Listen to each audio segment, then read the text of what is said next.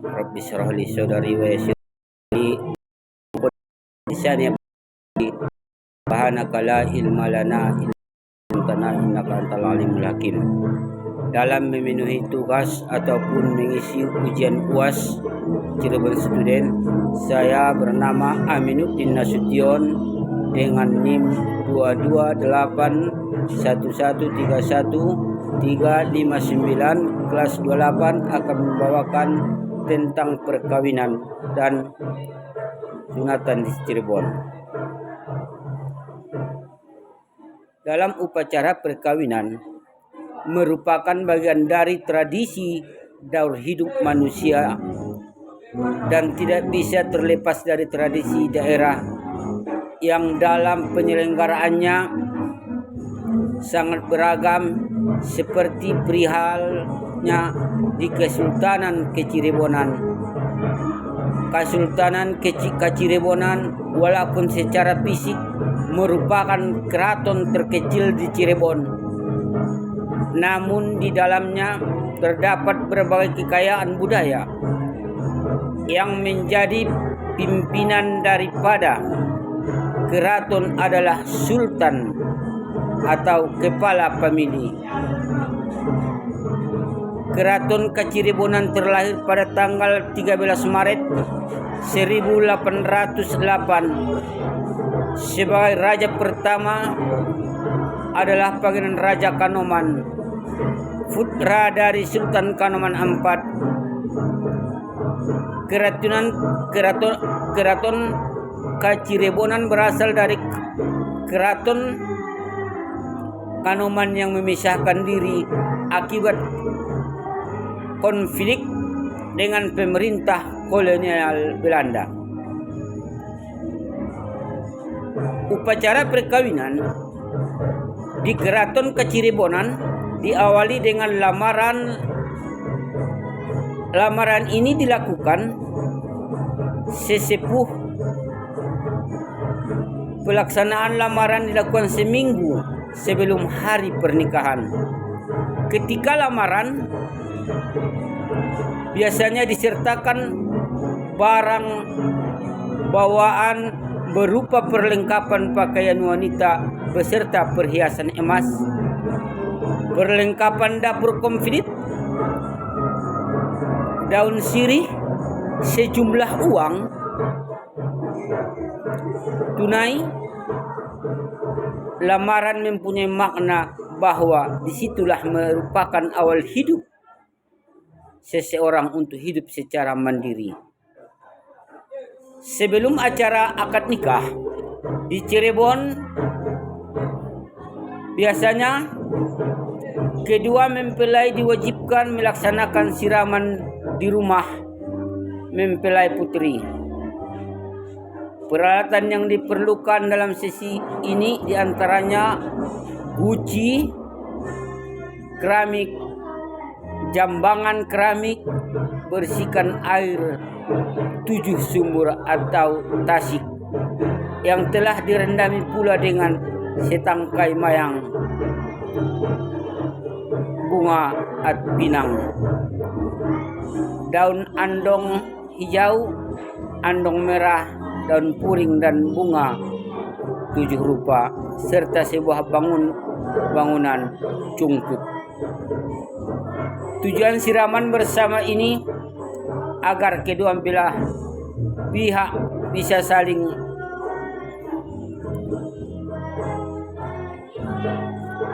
memperhatikan apakah di antara kedua mempelai itu mempunyai tanda-tanda yang jelek. Pelaksanaan acara ini diberitahukan kepada pihak calon pengantin pria dengan cara mengirimkan 2 orang utusannya untuk menjemput calon pengantin pria. Pelaksanaan siraman dilakukan oleh kedua mempelai, namun bukan mandi sendiri-sendiri, tapi ada petugas khusus yang memandikannya.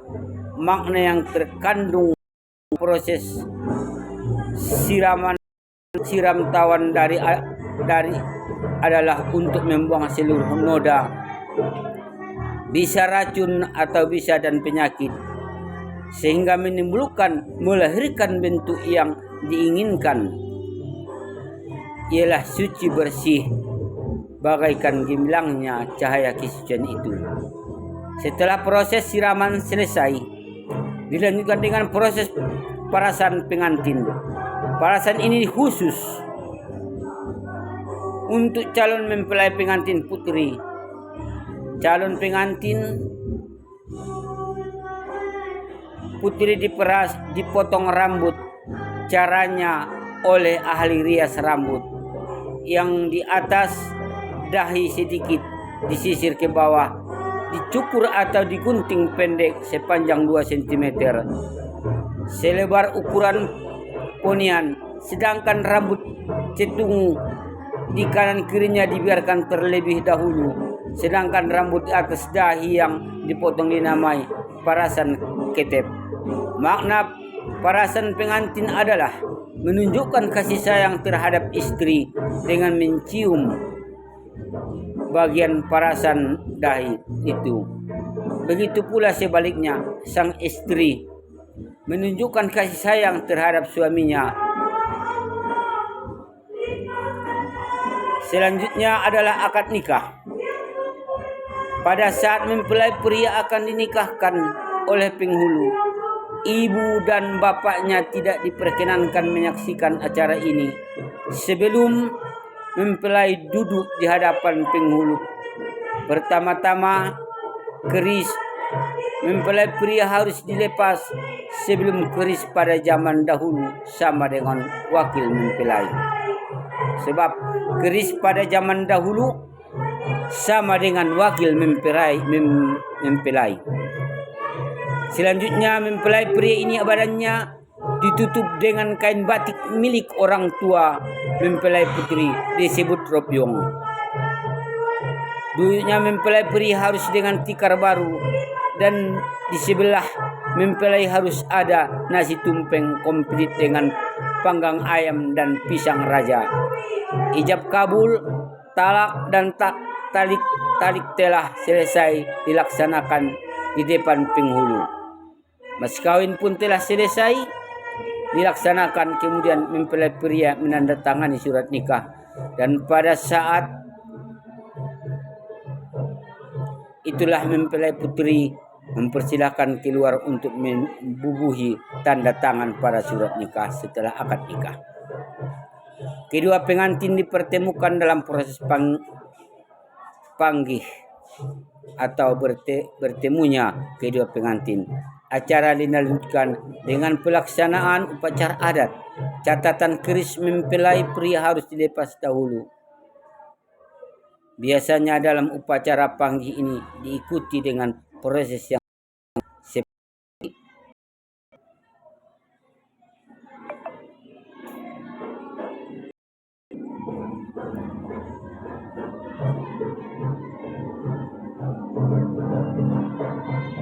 nincak endong, pungpungan, sekul adep.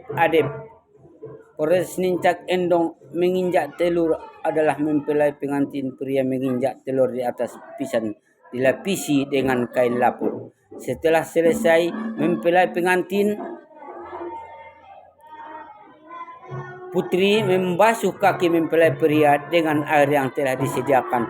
Makna nincak endong adalah bercampurnya kedua insan menjadi satu. Adapun acara pungpungan adalah daun rumbia atau daun kelapa yang sudah tua diberikan ke ubun-ubun ubun-ubun kedua mempelai pengantin dan pria. Pengantin oleh ayah ibu masing-masing. Maknanya adalah kedua orang tua memberikan doa supaya mereka hidup sejahtera sampai akhir hayat. Setelah selesai menerima pungpungan kedua mempelai pengantin, selanjutnya makan nasi sekul adep-adep dengan lauk burung merpati. Diambil burung merpati karena mempunyai arti agar kedua mempelai setia satu sama lain. Maknanya mengambil dari sifat merpati jantan yang hanya memiliki satu pasangan merpati betina. Selesai prosesi, dilanjutkan upacara ngunduh mantu yang dilakukan oleh kedua pihak keluarga pengantin pria. Upacara ngunduh mantu pindahnya keluarga pengantin pria. Upacara ngunduh mantu yaitu pindahnya kedua mempelai dari rumah mempelai putri ke rumah mempelai pria. Ngunduh mantu mempunyai makna bahwa kehidupan seorang anak wanita akan berpindah tanggung jawab dari kedua orang tuanya kepada suaminya.